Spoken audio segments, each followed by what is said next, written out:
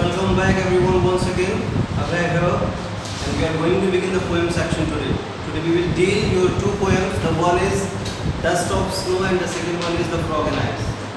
The Fire and Ice and Dust of Snow, these two, and they are actually written by the utmost famous personality of English literature, that is Robert Frost.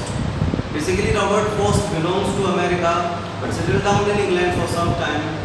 When there was some unfavorable condition, he once again came back to America and then after. But he was actually famous as an English poet, a British poet, though he was an American poet. So the poems that we have in our syllabus is Dust of Snow. First we are going to deal with Dust of Snow. So the way a crow shook down on me, the dust of snow from a hemlock tree, has given my heart a change of mood and saved some part of the day I had dreamed. So basically what happened, whenever we heard anything that is not in our favor, sometimes what we decided that it is really a very great drawback for all of us. It's really very bad, very typical time for all of us. Now there is no chance to survive. But suddenly some fresh thoughts, some fresh memories makes the things better. And we realize that once the things that were not actually in our favor, now the things are in our favor and we are actually realizing a lot.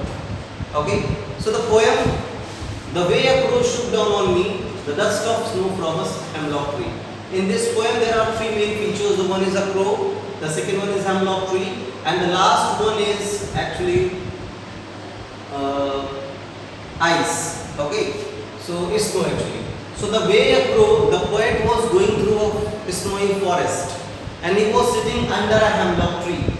So what happened over there? Suddenly a crow, which was actually sitting on one of the branches that is just over the head of the poet, it started to flow. And just as the crow started to flow, by the movement of its feathers, some fine particles of dust it fell upon the poet.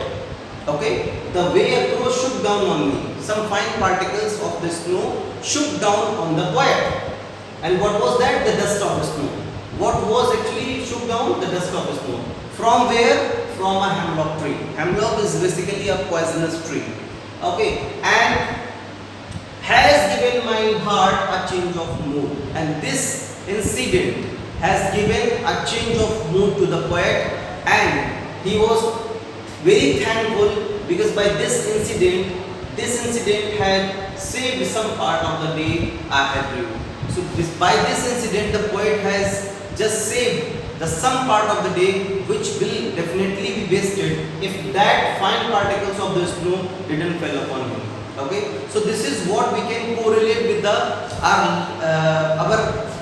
actually life. Okay, what we have seen sometimes, just as I explained in the beginning, sometimes we actually lost, we are very hopeless whenever something wrong happened with us. But suddenly what happened, like some good things happen and we forget all about it. Like if you I'm just giving an example.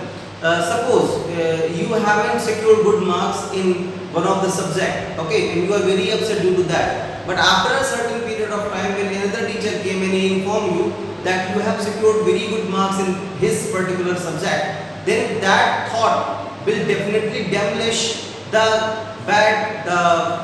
worst memories of the previous period. So this is actually thus the upcoming time of the day was seen for him.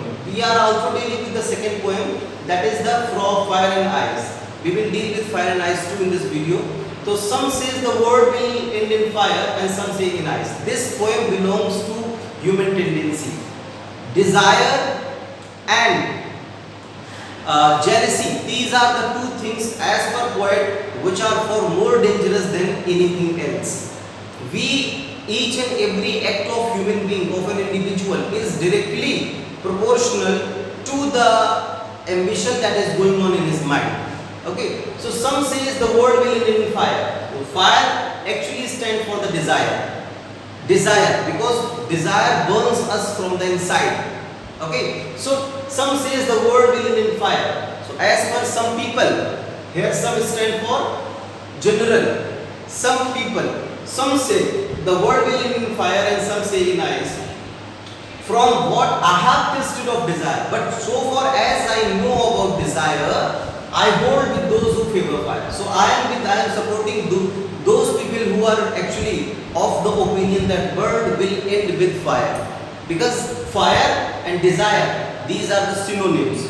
Symbolically, fire stands for desire. Desire means always something for ourselves. Like China is trying to occupy some part of India, which resulted in a lot of problems between India and China a few years back. Okay, so this is what is this known as? This is known as desire. So some say the word will end in fire and some say in ice. From what I have tasted of desire, I hold with those who favor fire. But if we had to, it had to perish twice. But if the word, here it refers to word, but if word is going to be demolished twice, I think I know enough of it. So I think that enough, I think hate can also play a very good role in perishing the word once again. To say that for destruction as ice is also great and would suffice. And as far as I know that ice is also equally of great importance as fire, as it can also result into the destruction of the world. So ice is equal to, here ice refers to hate. Whenever if we hate someone, then we don't leave anything in just trying to demotivate him. So similarly, ice is also enough for the end of the world. So this is somewhat the explanation of the poem. Even if you have any query from these two poems, you can ask me in the school WhatsApp group. Okay, thank you. Keep learning, keep watching. Stay safe and please stay home. It's really very dangerous outside now. Okay, so it's very humble request from the faculty of St. Xavier's, from St. Xavier Management. We are just hoping that you all are safe at your home. Thank you. Keep learning.